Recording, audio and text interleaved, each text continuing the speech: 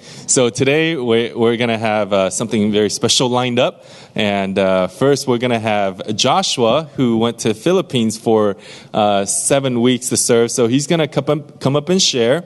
And then later on, Kitty, the seminarian from our church, she's going to be sharing a message. So I'm going to welcome Joshua up. Let's give him a warm hand of applause. All right, there you go. Thanks. Good morning. Magandang umaga po, which is beautiful morning in Tagalog, which is the language that I spoke for a lot of the summer.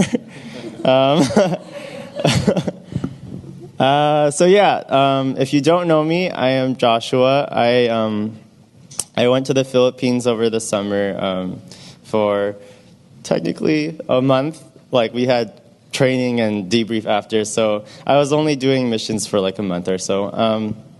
I was living in an urban poor community with a host family, and I did ministry with them as they did ministry.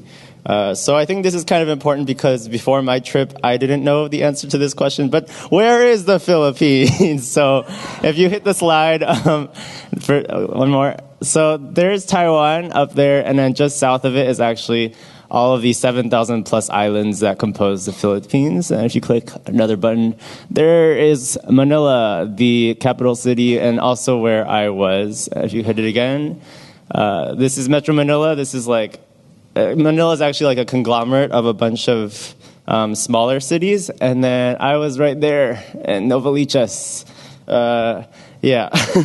So that's where the Philippines is, and that's where I was. This is my team of 29 people. It's really small because there's 29 plus people. And there's me. We had 6 staff members and 23 students from across the states. We were all split up into 3 bigger groups. And then in each of those groups, we worked with different organizations. And then each team was broken up into pairs. And that's who we did ministry with. We lived in pairs. I was placed in Manila Underground, and this is a organization in Metro Manila that's trying to redefine church. So they believe that the church is a group of people. It's not a building. And they believe that rather than inviting people to church, they should bring people to church. Bring the church to people. Sorry.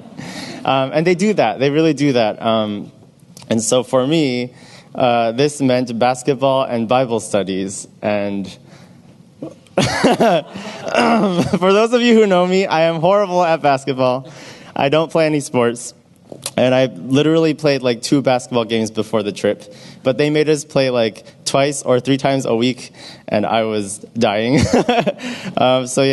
This is... but I still played because the pastors were reaching young men in their communities through basketball. And I couldn't say no to ministry, though I did want to say no to basketball. So this is a picture of us after playing a game. That's me dying. As for the Bible studies, this is one of the families that we visited every week. I began to realize how little I know the Bible. Before every Bible study, we would spend like 10 minutes just flipping through our Bibles, going like, do you have anything yet? Has the Spirit spoken to you? But by God's grace, almost all of the Bible studies that I led with Jeremy, my partner, made some kind of positive impact. And we basically visited families that couldn't go to church on Sundays every week because they had like full-time work where basically they're literally working all the time. But yeah, the Bible studies were a really great way for me to see how God is working. We prayed a lot, and we saw a lot of prayers answers, and we healed children, which is weird, but we did. We had some like really vulnerable moments, and we played games together. But the truth is that I spent most of my time in the Philippines kind of just like sitting around. This is really dark, but this is a picture of us playing chess. My kuya is big brother, which is what you call it's like susu in Chinese. But my kuya, he's like the chess master, and we beat him. It was 3 versus 1, and we beat him. It was crazy. This is a game we were playing. If you notice, there's like stuff on our face. It's actually lipstick.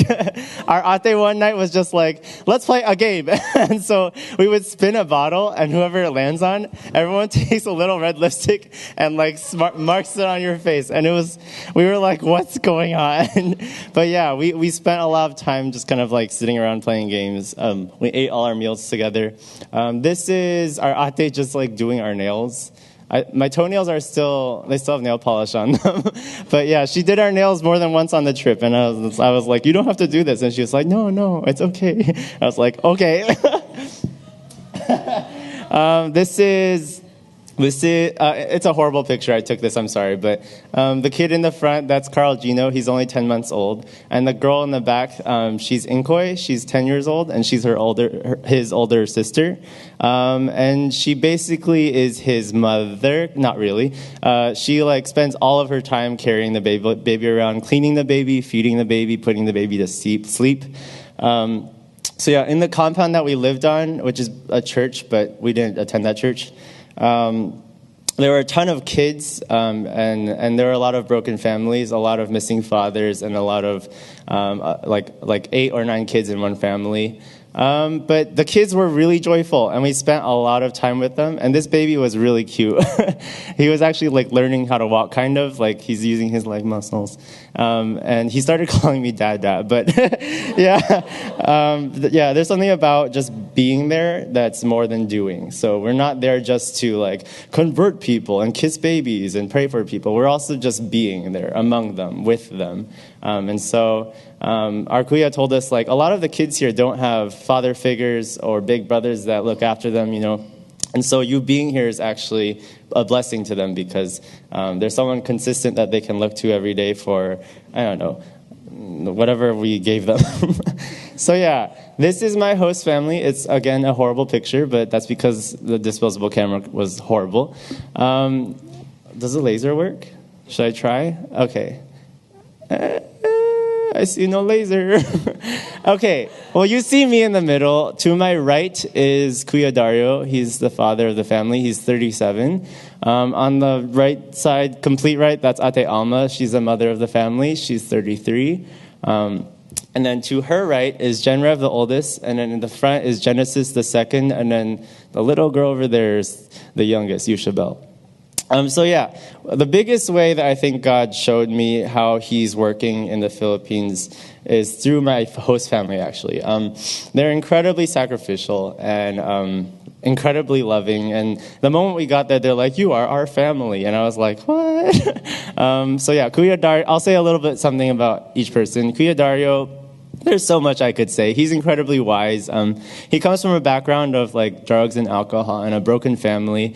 But when he was like my age, actually, he like turned his life 180, and now he's a full-time pastor in his community, and he's like really sacrificial, really sacrificial. He could have worked a government construction job thing, and that would have brought a lot of stability into his family. But he chose to do full-time ministry instead, and I think that's crazy.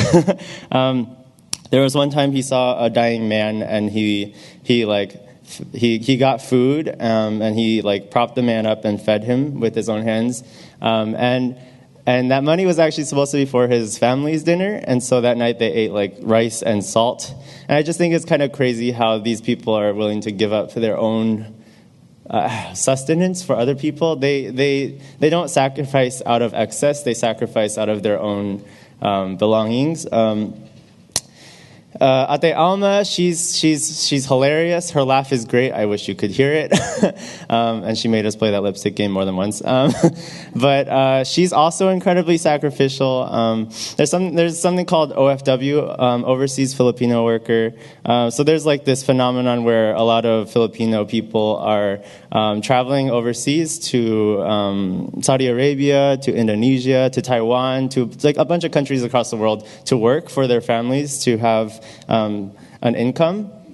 And like terrible things can happen. It breaks up families, and there's a history in her family where it's just bad. It's really bad. But she's willing to become an OFW someday to support her daughters through school, and I think that's crazy. The oldest, Genrev, she got super emotionally attached to us.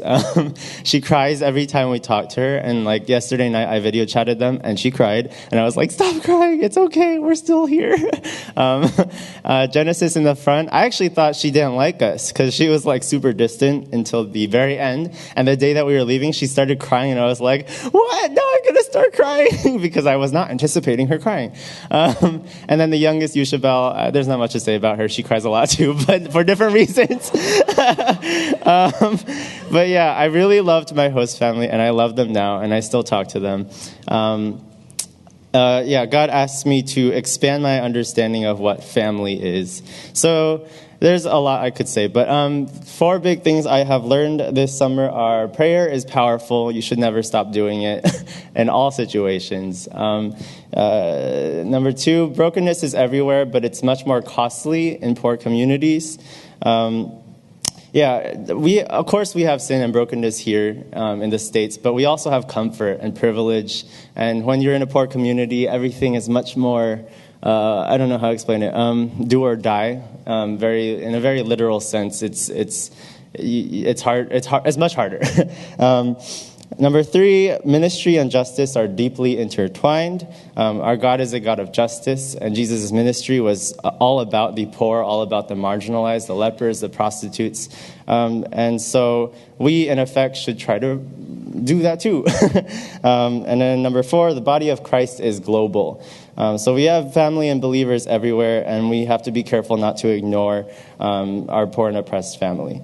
So yeah, like I said, I video chatted my family last night, and I asked them, do you have a message for my church? And they're like, do not fear, always trust in the Lord, and always fight the good fight of faith. And I was like, that's really vague, but I'll say it anyways.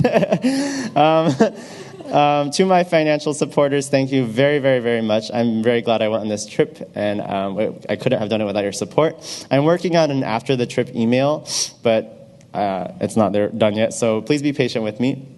I'm still collecting donations, actually, but now all the proceeds will be going to supporting Mug and my family. And I have a ton of stickers, so if you haven't gotten one and you want one, give me some money, and then I'll give you a sticker.